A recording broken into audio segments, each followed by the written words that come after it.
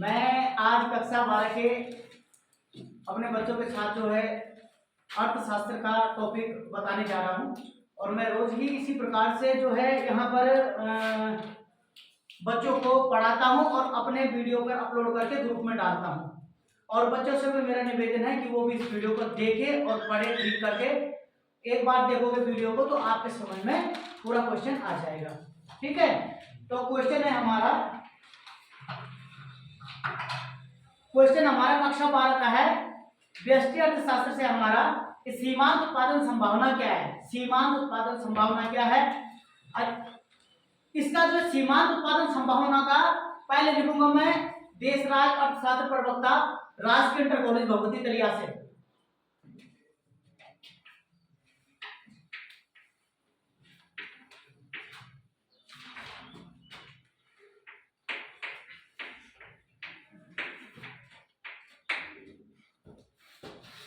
तारीख डाल दी आपने।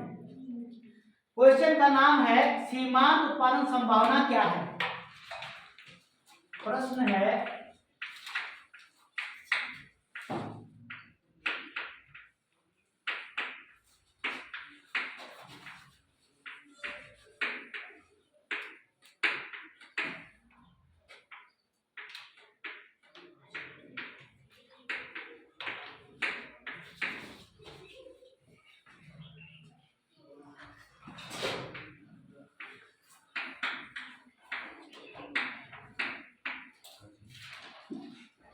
सीमांत उत्पादन संभावना क्या है और उत्पादन संभावना क्या है। ऐसा में मैं आप लोगों को इस टॉपिक को पढ़ाने जा रहा हूं। इसमें है जैसे किसी भी अर्थव्यवस्था में संसाधन उसकी लक्ष्यों की तुलना में सदैव सीमित मात्रा में होते हैं। देखो, अर्थव्यवस्था के अंदर अनेक प्रकार के कार्य होते हैं। उन कार्यों में मैं पूछूंगा, क्योंकि मैंने आपको टॉपिक पढ़ाऊंगा तो पूछूंगा भी आपको। इससे कॉपी निकाल के बैठो, कहीं पर अगर मिस्टेक होगी तो आप लोग उसको भी बताना, ठीक है? तब जाके याद होगा जब आप ठीक तरह से इसको पढ़ोगे क्वेश्चन को, तब मैं आगे बढ़ूंगा। ऐसे नहीं कि मैं खाली पीली पढ़ा जा रहा हूँ और तुम्हारे समझ में कुछ ना है मैं आगे चैप्टर पढ़ूंगा, ऐसा नहीं करूंगा। ठीक है, लिखा है किसी भी अर्थव्यवस्था में संसाधन उसकी लक्ष्यों की तुलना में सदैव सीमित मात्रा में उपलब्ध होते हैं। किसी भी अर्थव्यवस्था में संसाधन उसके लक्ष्यों की तुलना में सीमित मात्रा में उपलब्ध होते हैं। किसी भी कार्य को करने के लिए संसाधन, हमारे पास जो संसाधन होते हैं वो सीमित मात्रा में होते हैं। ऐसा नहीं होता हमारे पास संसाधन जो असीमित मात्रा में हो। संसाधन बोले तो जैसे मैं बोलूंगा आपको कौन कौन से संसाधन बताइए जरा, बताओ जरा। हाँ बोलो, हाँ बोलो, हाँ हाँ हाँ। देखो, जब कोई भी किसी भी वस्तु का उत्पादन करता है, ठीक है ना, कोई भी व्यक्ति हो, कोई भी उत्पादकता हो, किसी भी वस्तु का उत्पादन करता है तो उत्पादन करने से पहले वो अपने पास ये देखता है कि मेरे पास कितनी मात्रा में संसाधन है। ऐसा में जैसे संसाधन हम बोलेंगे, जैसे संसाधन क्या होते हैं?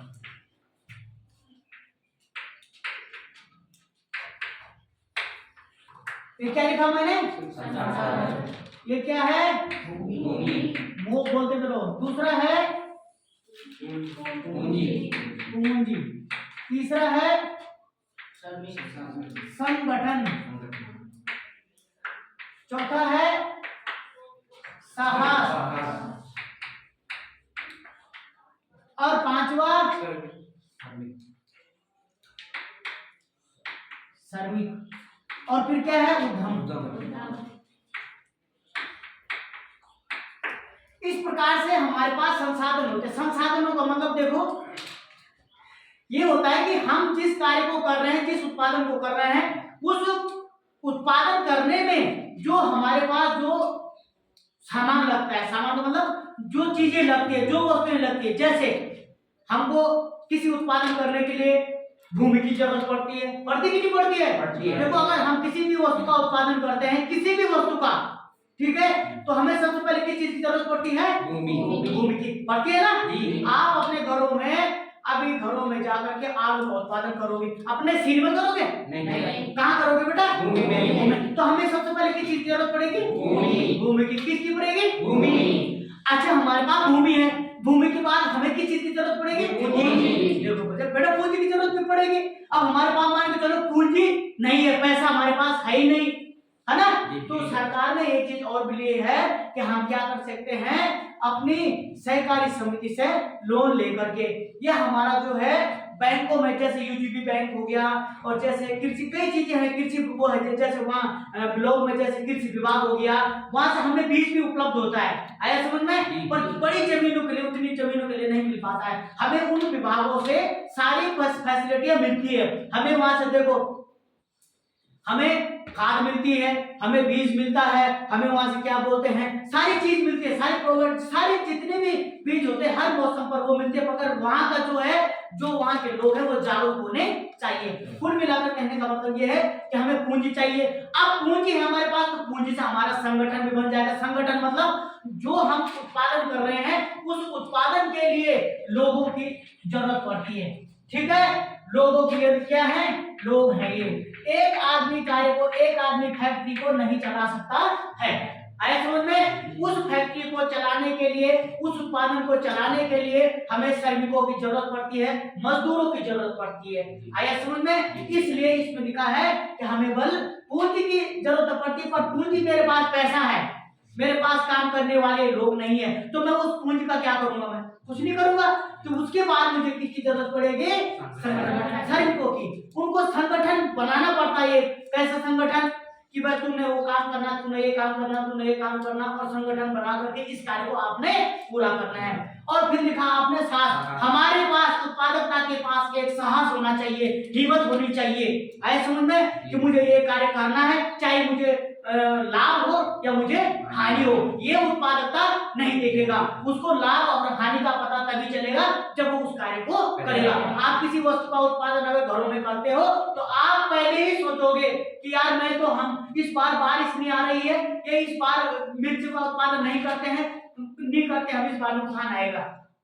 पिछली बार लोगों को नुकसान आया, बारिश हो गई, ओलावृष्टि हो गई है, और जो है नुकसान हो गया है। अब मैं इस बार जो है मतलब उसको नहीं करूंगा, मतलब मिर्च की खेती नहीं करूंगा। पहले आपने कैसे सोच लिया, कैसे सोच लिया।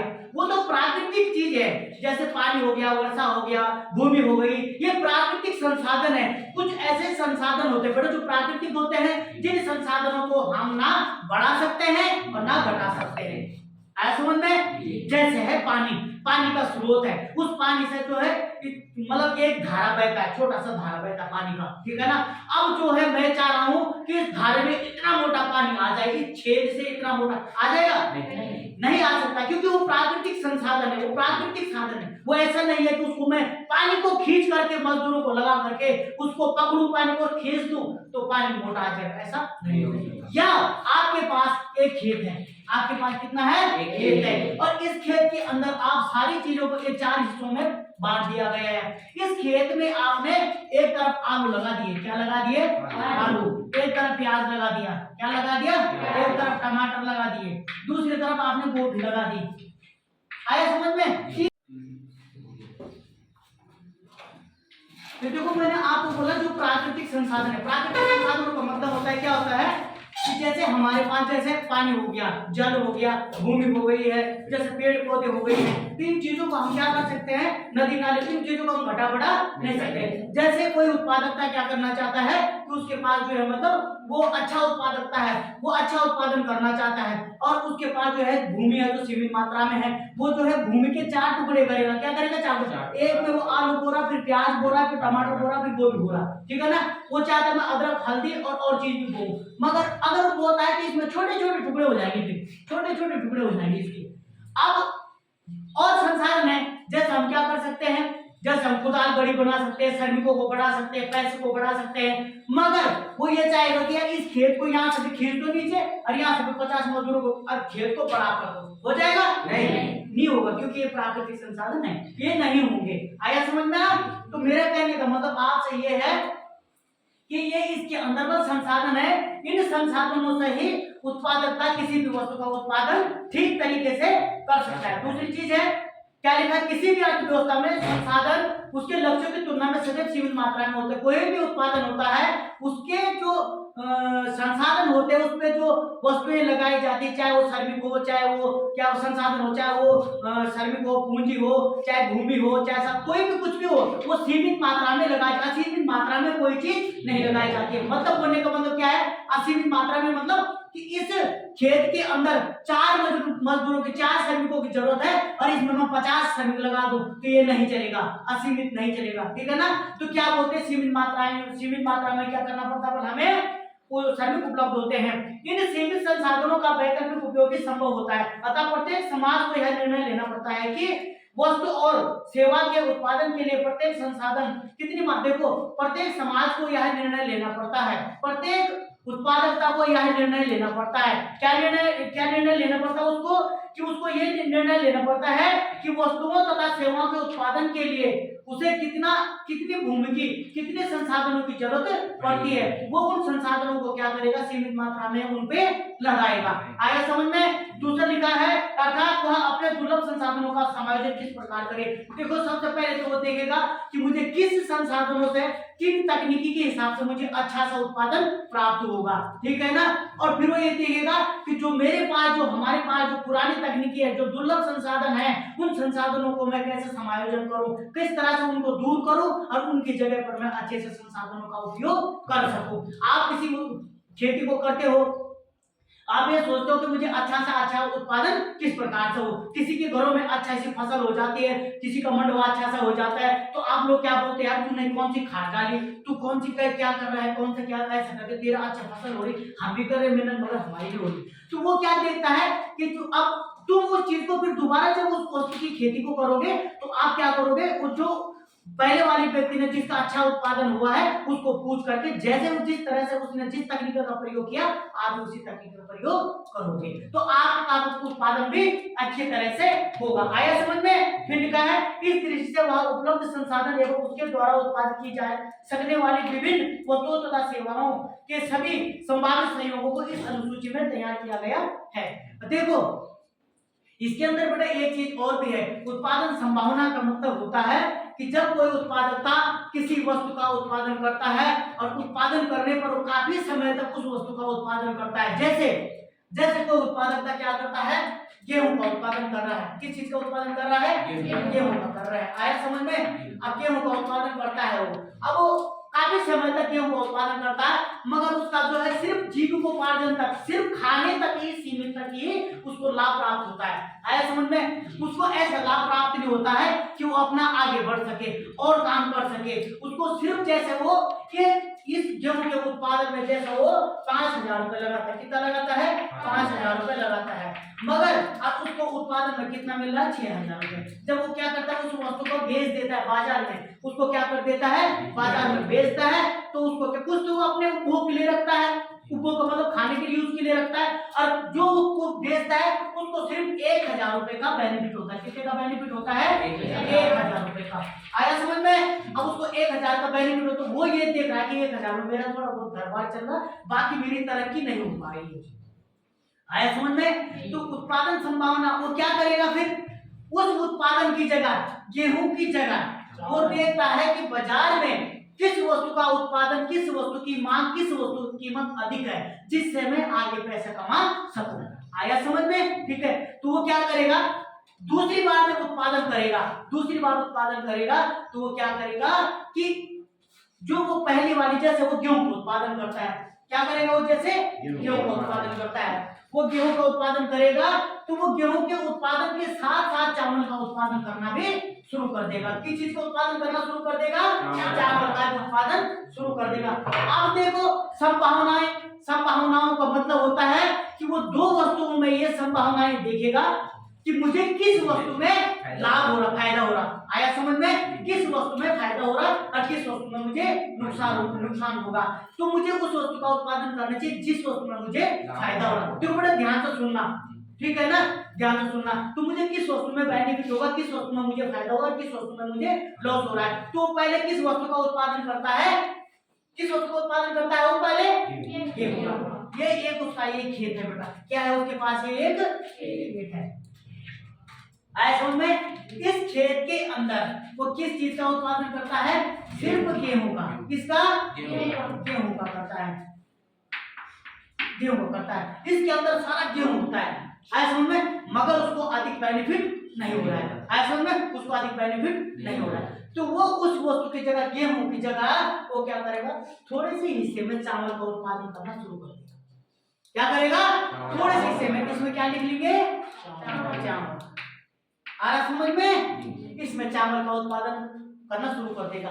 अब इसकी परिभाषा कैसे बनेगी, जब कोई उत्पादकता किसी वस्तु का उत्पादन करता है और उसे उस वस्तु में जो है काफी समय के बाद अत्यधिक बेनिफिट या उसको फायदा नहीं दिखाई देता है, तो उत्पादकता क्या करता है, पहली वाली वस्तु से दूसरी वाली वस्तु में, अब गेहूं का उत्पादन, चावल का उत्पादन करना शुरू कर दिया, वो पहली वाली वस्तु से, पहली वाली वस्तु कौन सी हुई, गेहूं, ठीक है ना, पहली वाली वस्तु से कुछ संसाधनों को हटा करके दूसरी वाली वस्तु में लगा देगा। संसाधनों का मतलब क्या हुआ कि वो थोड़ी सी भूमि भी ले ली, देखो उसने थोड़ा सा भूमि भी ले ली है, इतनी भूमि ले ली है, किसके उत्पादन के लिए, चावल के उत्पादन के लिए थोड़ी सी भूमि ले ली है, आया समझ में, और उसने उस दोनों में फिर ये देखा कि मुझे किस में अधिक बेनिफिट होगा। अब वो एकदम से गेहूं को छोड़कर एकदम से चावल का उत्पादन तो नहीं करेगा, क्योंकि उसके बारे में उसको नॉलेज नहीं कि मुझे कितना बेनिफिट होगा, तो थोड़ा थोड़ा करके क्या करेगा, इस चावल में वो क्या करेगा, भूत संसाधनों को लगाएगा। अब संसाधन क्या बोला मैंने कि पहले वाली वस्तु से दूसरी वाली वस्तु में वो क्या करेगा, कुछ संसाधनों को लगा देगा। तो उसने थोड़ा सा इसमें पैसा पूंजी भी लगा दी, क्या लगा दी है, पूंजी, थोड़े से क्या लगा दिए, सर्विस लगा दिए, थोड़े क्या हो गया, क्या क्या लगा दिया इसमें, भूमि, आए समझ में। इस प्रकार से उसने थोड़ा थोड़ा करके थोड़ी थोड़ी चीजें, जैसे इसमें 50 श्रमिक काम करते थे, इसमें से 10 श्रमिक क्या लगा दिए,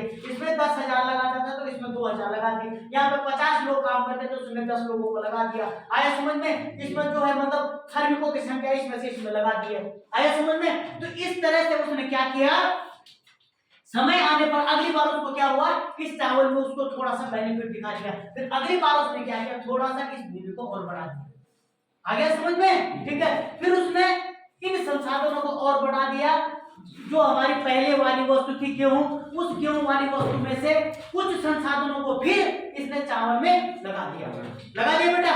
इस तरह से वो करता रहा और एक समय ऐसा आया कि वो यहाँ तक पहुंच गया कि उसे जो है चावल में अधिक बेनिफिट दिखाई दिया और उसने क्या किया, चावल का उत्पादन करना शुरू कर दिया और गेहूं का उत्पादन बंद कर दिया, या गेहूं का उत्पादन को कम कर दिया, थोड़ा कर दिया, ऐसे समझ में ना। इसको उत्पादन संभावना कहते हैं। मतलब उसने दो वस्तुओं में संभावनाएं देखी है कि भाई मुझे किस वस्तु में बेनिफिट होगा, किस वस्तु में मुझे लाभ होगा, उत्पादकता उसी वस्तु का उत्पादन करेगा।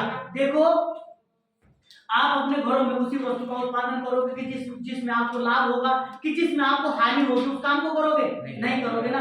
तो इसके लिए मैं आपको एक छोटी सी तालिका भी बना रहा हूँ और उस तालिका के अंदर एक छोटा सा वक्र भी बना रहा हूँ, आया समझ में। आप जरा ध्यानपूर्वक इस चीज को देखिए, मैं तालिका बना रहा हूँ, किस तरह से इसकी तालिका बनानी है। उदाहरण के लिए माना एक अर्थव्यवस्था अपने संसाधनों का उपयोग करके गेहूं या चावल का उपयोग कर सकती है। देखो एक अर्थव्यवस्था के अंदर क्या हो रहा है, क्या बोल रहा है कि अपने संसाधनों का उपयोग, उसके पास जितने भी संसाधन है उनका उपयोग करके गेहूं और चावल का उपयोग कर सकती है। तालिका 1.1 में गेहूं तथा चावल के उन संयोगों को दर्शाया गया है। अब तालिका में समझाऊंगा आपको, उसका वक्र भी बनाऊंगा, आया समझ में। तालिका किस प्रकार से, उसकी तालिका आपको पता है किस तरह से बनती है, किस तरह से बनती तालिका, किस तरह से बनती तालिका, ध्यान से देखना, ठीक है। इसमें यार पता नहीं क्यों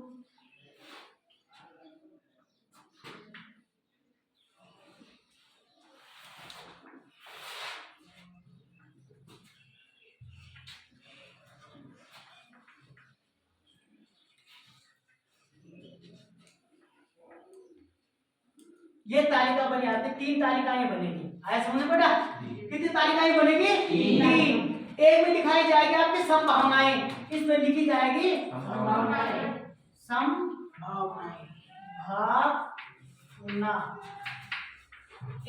आया समझ में। दूसरे में क्या लिखा जाएगा, 2 वस्तुएं हमारे पास, क्या लिखा जाएगा, गेहूं, क्या लिखा जाएगा, गेहूं बेटा, जोर से बोलो, ठीक है। अच्छा आपको समझ नहीं आया मुझे बताना। तीसरे में चावल, देखो दोनों चीजों के बारे में बताया ना मैंने, कितने चीजों के बारे में बताया, दो चीजों के बारे में। अब दो चीजों में ही संभावना देखी जाती है, संभावना तो अन्य वस्तु में भी देखी जाएगी, पर यहाँ पर दो वस्तुओं में आपके सिलेबस में दिया गया है समझ में। अच्छा देखो अब इसमें क्या संभावना है, क्या है, ए बोलते रहे नमस्कार, A B C D E और ई। अति उनके अंक है 0 0 1 2 समझ बेटा 2 3 4 कितनी है ना जी 4। और इसमें चावल में 10 9 9 7 7 4 0 शाबाश। आ गई ना समझ में। तालिका का मतलब ये तालिका किसी चीज की भी बनेगी इस तरह से बनेगी। अब संभावनाएं देखनी है। पहली बार उसने जब चावल का उत्पादन किया, अब एक चीज को मैं आपको बताना चाहूंगा कि उसने 10 इकाइयों का 10 रुपए का 10,000 तक, ये भी समझ सकते हो। आया समझ में। उसने क्या किया, उत्पादन किया। आया समझ में। पहले में वो पहले चावल की खेती करता था। किस चीज की खेती करता था, चावल की खेती करता था, बताया ना आपको। अब चावल में जब उत्पादकता को बेनिफिट नहीं दिखाई दिया तो उसने दूसरी वस्तु का उत्पादन करना शुरू कर दिया। उसने किस वस्तु का उत्पादन करना शुरू कर दिया, गेहूं का करना शुरू कर दिया। अब जब उत्पादकता पहले उत्पादन करता था तो वो कितनी इकाइयों को करता था, 10। मान के चलो एक उदाहरण दे रहा हूं मैं आपको, वो 10 रुपए लगाता था गेहूं में। कितना लगाता था, 10। कितना लगाता था, 10। अब 10 रुपए लगाता, चावल में कितना लगाता था, 0, क्योंकि वो चावल की गेहूं उसकी खेती तो गेहूं की खेती तो वो करता ही नहीं था। आया समझ में। किसकी खेती करता था, उत्पादकता चावल। अब क्या हुआ कि जब उसने संभावना देखी कि मुझे नुकसान, अभी मैंने आपको बताया था कि अभी मुझे नुकसान आ रहा, तो उसने उसकी जगह क्या बोलते हैं, चावल की जगह गेहूं का उत्पादन करना शुरू कर दिया। अब गेहूं का उत्पादन करना शुरू किया तो उसने यहाँ से एक इकाई मतलब 1 रुपए उसने यहाँ लगा दिया। उदाहरण दे रहा हूँ आपको ताकि आप समझ सको। उसने 10 रुपए में से 1 रुपए गेहूं में लगाना शुरू कर दिया। अब 1 इकाई का मतलब हुआ कि उसने 1% भूमि भी, पैसा भी, श्रमिक भी, सामान जितनी चीजें हैं उतनी उसने किस में लगाना कर दिया, तो बेटा यहाँ 9 इसलिए आया जी। जब यहाँ से 1 इकाई यहाँ चली गई, 1 रुपए यहाँ चलेगा, रुपए मानते हैं, यहाँ चले गया तो यहाँ कितना बचेगा, 9। अब कुछ जब उसने कुछ समय के बाद उसको देखा कि भाई इसमें मुझे अच्छा सा बेनिफिट हो रहा है, मुझे तो मजा आ गया बेनिफिट, मैंने 1 इकाई का ऐसा में 1 रुपए का इसमें सिर्फ इसमें 1% का पैसा लगाया, संसाधन लगाए और मुझे जो है इसमें बेनिफिट देखने को मिला, लाभ देखने को मिला। ऐसा में तो उसने दूसरी बार क्या किया, फिर 2 इकाई वहां से लेगी। कितनी ले ली, 9 में से 2 इकाई। यहाँ टोटल कितनी हो गई, 3। जब 10 में से 3 जाएगा कितना बचेगा, 7। 20 में कितनी बच गई, 7। तो चावल में कम हो रही ना, कम पैसा बच रहा चावल में, क्योंकि उसका उत्पादन उसके संसाधनों को वो गेहूं में लगा रहा है। उसके संसाधनों को कहाँ लगा रहा है, वो गेहूं में। समझ में आ रहा है जी। संसाधनों को मैंने आपको समझा रहा था कि संसाधन किसको बोलते वाली है, ठीक है ना। तो उसने उनमें से इनमें से उसने क्या किया, 10 में से 1 संसाधन पहले यहाँ लगाया 1%, फिर उसने क्या किया 9 में से 2 यहाँ लगा दी, 2 रुपए, फिर 7 बचा, और फिर 7 में से उसने 3 फिर यहाँ लगा दी, उसको अधिक बेनिफिट दिखाई दिया। तो 7 में से यहाँ टोटल कितना हो गया, 1 रुपये कितना हो गया, 3 3 6, यहाँ कितना बच गया, 4। जब 10 में से 6 चले जाएंगे तो कितना बचेगा, 4। अब उतने के बाद उसने कुछ समय के बाद देखा कि भैया मुझे तो जो है गेहूं में अधिक बेनिफिट है, मुझे तो गेहूं का उत्पादन करना चाहिए। आया समझ में। उसने क्या कर दिया, फिर उन 4 इकाइयों को भी गेहूं में डाल दिया। चावल में कितना बचा, 0। उसने क्या कर दिया, गेहूं में डाल दिया। अब क्या कर दिया, लास्ट में चावल का बंद कर दिया उत्पादन। क्या कर दिया, चावल खत्म कर दिया। आया समझ में। ये क्वेश्चन इतने तक आया समझ में जी।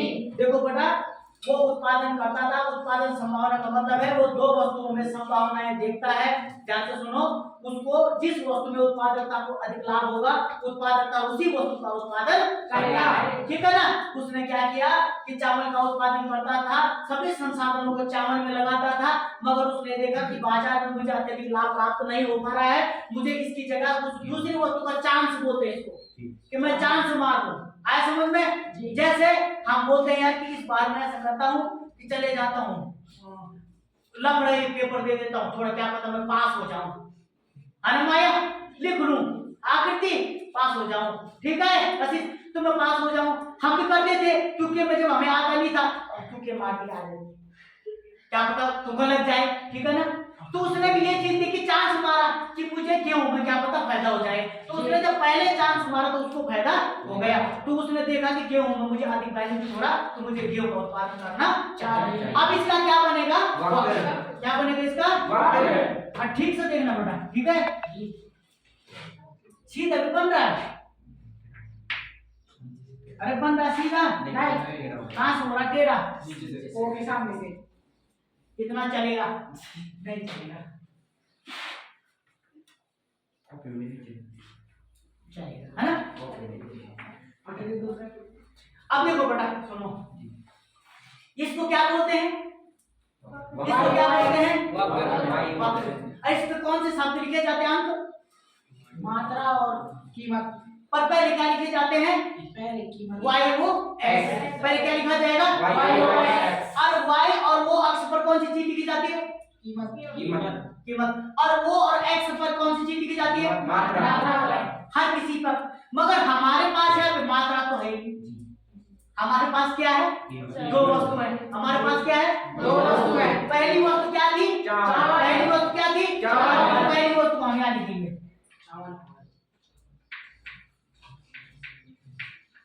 आ गए समझ में। अब चावल के अंक जो है ये हैं, तो पहले हम क्या लिखेंगे, 10, फिर क्या लिखेंगे 9, फिर 7, 4,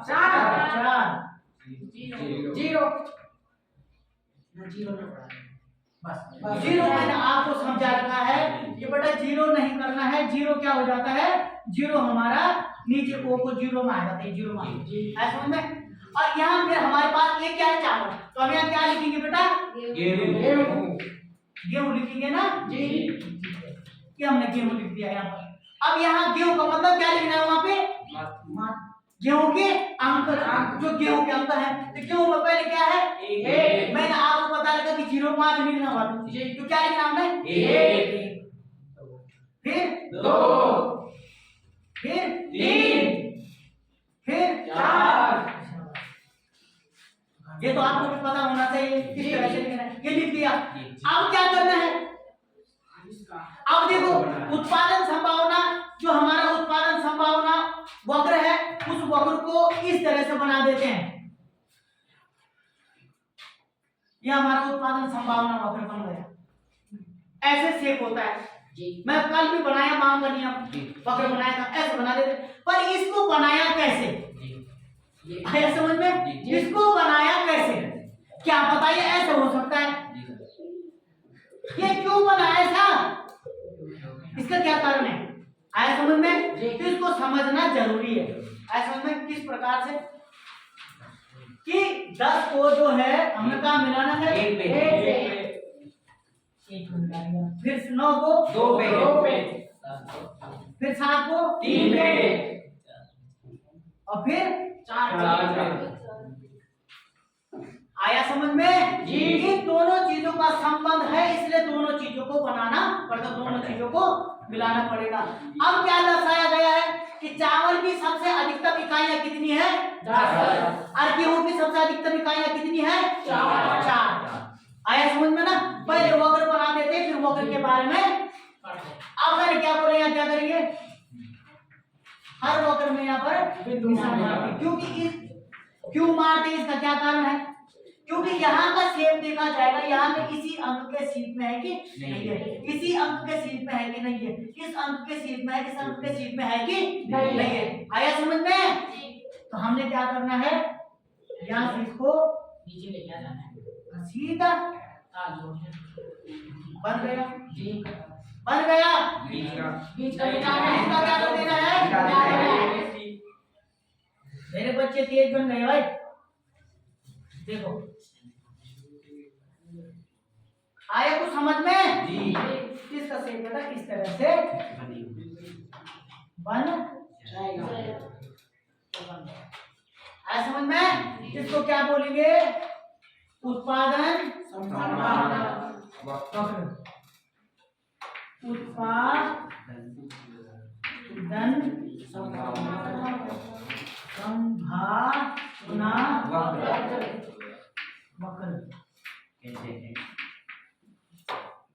आया समझ में? देखो इसकी तालिका भी आ गई समझ में और इसके बारे में भी समझ आ गई। अब इसके बारे में लिखना पड़ता है, ये वक्र बना दिया और इसके बारे में क्या लिखना है कि उपरोक्त तालिका से स्पष्ट है कि यदि अर्थव्यवस्था अपने सभी संसाधनों का उपयोग गेहूं के ही उत्पादन पर करे तो गेहूं की अधिकतम संभावित उत्पादन मात्रा 4 इकाई। देखो उपयुक्त तालिका में यह दर्शाया गया है कि अगर वह उत्पादकता क्या करेगा, गेहूं अपने सभी संसाधनों का उपयोग गेहूं के उत्पादन में करेगा तो गेहूं उसकी उत्पादक क्षमता कितनी है, सबसे अधिक कितनी है, 4। कितनी है सबसे ज्यादा गेहूं की 4। अच्छा, अगर वह उत्पादकता सभी संसाधनों का उपयोग चावल में करेगा तो चावल की अधिकतम उत्पादन मात्रा कितनी है, कितनी है, 10। आया समझ में? कितनी संख्या उसकी, 10। आया समझ में?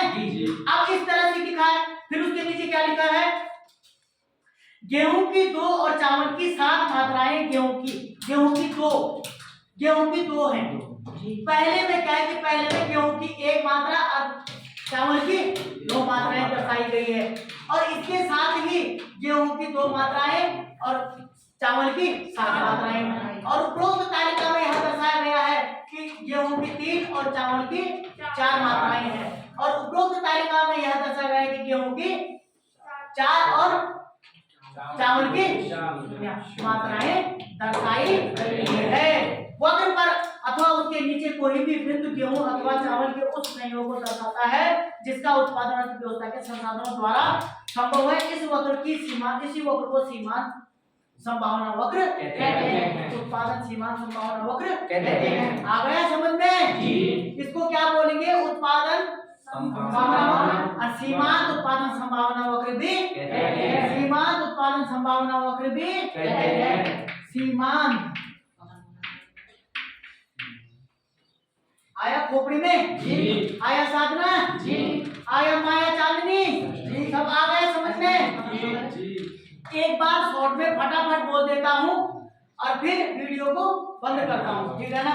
हाँ देखो बेटा, उत्पादन संभावना का मतलब होता है कि एक उत्पादन करता है, किसी वस्तु को उत्पादन करता है और उसे उस उत्पादन में लाभ प्राप्त नहीं होता है, इसलिए वो क्या करता है, या वो क्या करना चाहता है, ये भी तो हो सकता है, या वो दूसरे वस्तु का उत्पादन भी करना चाहता है। कोई जरूरी नहीं है कि उसको लाभ नहीं होगा तो दूसरी वस्तु का उत्पादन भी करेगा, वो क्या पता दूसरी वस्तु का उत्पादन भी करना चाहता है। आया समझ में? मगर दोनों वस्तुओं में संभावनाएं देखता है कि मुझे किस वस्तु में अधिक लाभ प्राप्त होगा। आया समझ में? ठीक है ना? तो उत्पादकता क्या करता है, पहली वाली वस्तु का, जैसे ये वाली वस्तु में, जिसको बेटा ए वाली वस्तु भी कह सकते हैं, जिसको ए वस्तु भी कह सकते हैं, ए वस्तु बी वस्तु भी कह सकते हैं, ठीक है ना?